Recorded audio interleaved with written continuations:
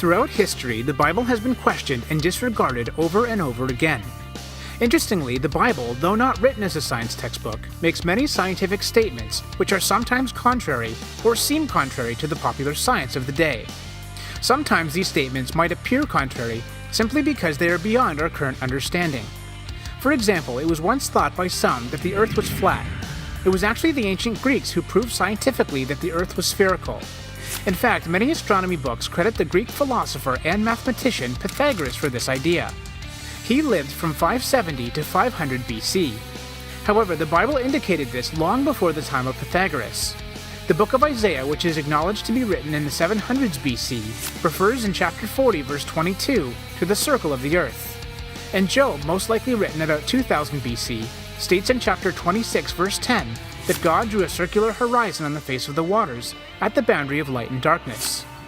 A close examination of these passages reveals that the English word circle was derived from the Hebrew word hug, meaning sphere.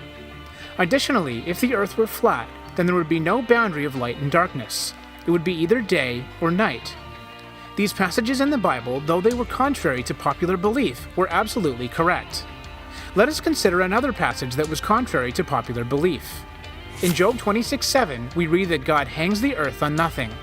While this would have sounded completely absurd to scientists of the ancient past, we have since learned that this biblical statement is also correct. Our modern culture is no different from the ancient ones, except that science has now become exceedingly more godlike. In fact, it has become one of the world's leading religions.